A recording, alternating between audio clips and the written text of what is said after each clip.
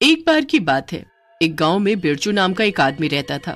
बिरजू के घर में शौचालय तो था, पर फिर भी उसकी पुरानी आदत की वजह से वो हर रोज सुबह सुबह खेतों में हल्का होने जाता था, वो भी किसी और के खेत में।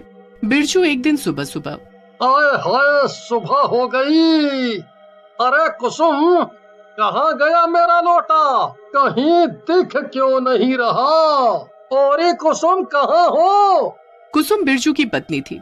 कुसुम बिरजू की आवाज सुनकर गुस्से में उसके पास आती है।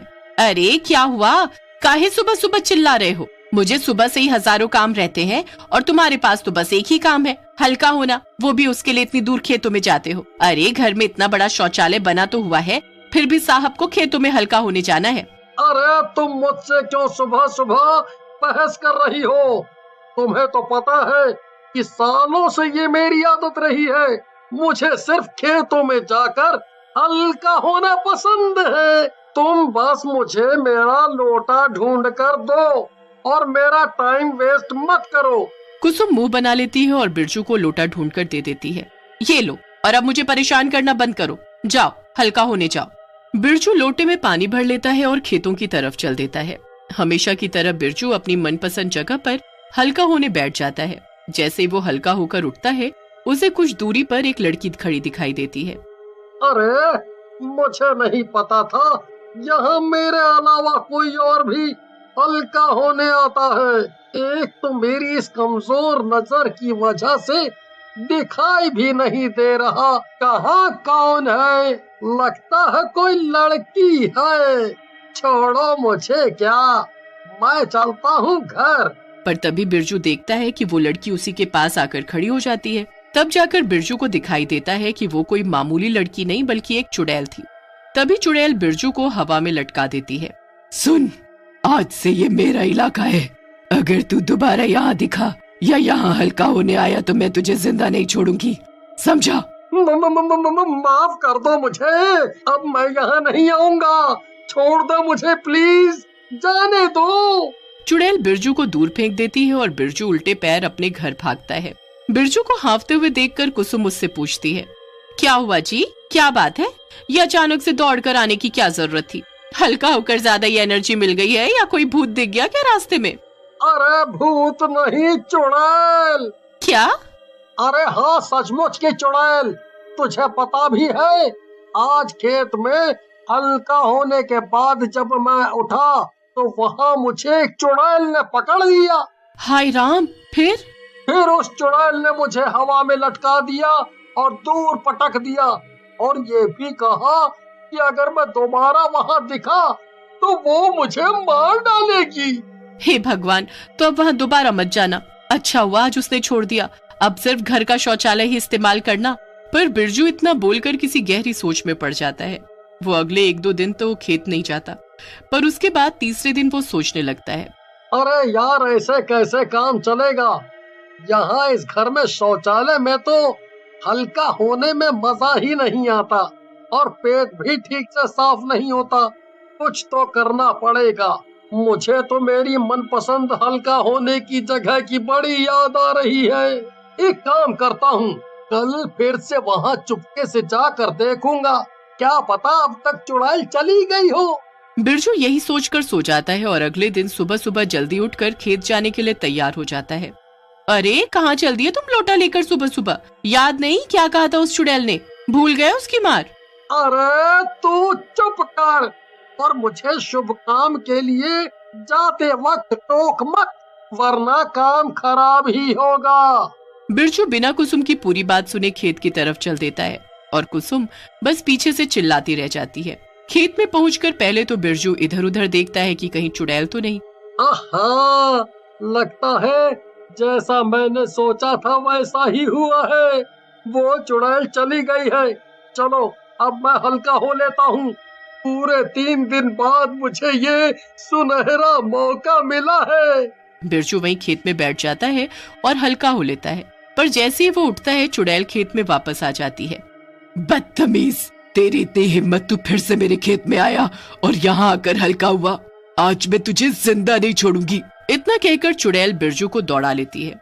बिरजू फिर से उल्टे पैर खेत से भागता हुआ अपने घर लौट आता है। अरे अरे, आ गए वापस? और फिर से वही हालत। मना किया था ना मैंने, मत जाओ। आज तो किस्मत अच्छी थी जो बच गए। चुप कर जा तू तो, सब तेरे अशुभ बोलने की वजह से हुआ है। और अब तो मैं इस चुड़ैल से पीछा छुड़ा कर ही रहूंगा। आखिर ये खेत उसका कैसे हो सकता है? वो खेत श्यामलाल का है। मैंने कल ही उसकी बीवी से पता किया था। श्यामलाल और उसकी बीवी भी उस चुड़ैल से परेशान है। उसने मुझे बताया कि यही कुछ एक हफ्ते पहले ही उनके खेत में एक चुड़ैल घुस आई और खेत को अपना बताने लगी। जो कोई भी खेत में जाता वो उसे मार मार कर भगा देती, यहाँ तक कि उसने श्यामलाल को भी अंदर नहीं घुसने दिया। मैं इस चुड़ैल का कुछ तो करके ही रहूंगा। जा रहा हूँ मैं श्यामलाल के घर। अब मैं और नहीं सहने वाला। इतना कहकर बिरजू आगे आगे चल देता है और कुसुम पीछे से चिल्लाती रह जाती है, अरे पर तुम उससे कहोगे क्या कि चुड़ैल तुम्हें उसके खेत में हल्का नहीं होने दे रही। बिरजू श्यामलाल के घर पहुंच जाता है और उससे मिलता है। अरे श्यामलाल, मैं कुसुम का पति बिरजू। तुमने मुझे पहचाना नहीं क्या? अरे नहीं नहीं, ऐसा नहीं है। आओ आओ बिरजू भाई, बहुत सुना है आपके बारे में। कहो कैसे आना हुआ? अरे भैया, मैंने कुसुम से सुना कि तुम्हारे खेत में कोई चुड़ैल घुस आई है। हाँ भाई, बड़ा परेशान हूँ। हाँ मैं भी। तुम क्यों परेशान हो बिरजू भैया? अरे वो अब अगर तुम मेरे गांव में ही रहते हो तो हुए ना तुम मेरे दोस्त। तो मेरा दोस्त परेशान तो मैं भी परेशान। पर भैया अब करना क्या है? कोई उपाय है क्या? अभी तक तो नहीं। ओहो, पर मेरे पास है। मेरे पास एक भूत भगाने वाला बढ़िया टोटका है जो मैंने अखबार में पढ़ा था। वो करने से जरूर चुड़ैल तुम्हारे खेत से भाग जाएगी। हाँ। अच्छा, तो जल्दी बताओ ना बिरजू भाई। इसके लिए हमें एक लाल रंग का कपड़ा चाहिए जिसके अंदर हमें कुछ लाल मिर्च, नींबू और माता रानी की एक फोटो रखनी होगी।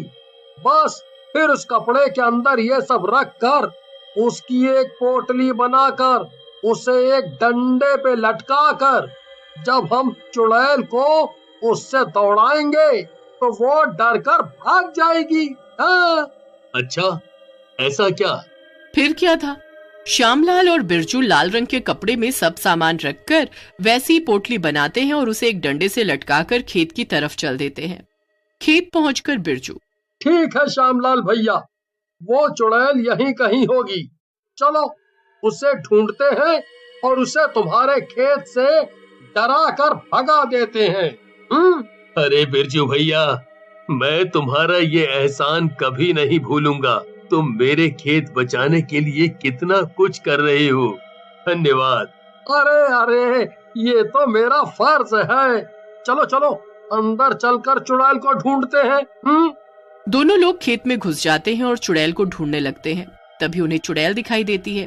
श्यामलाल, वो रही चुड़ैल।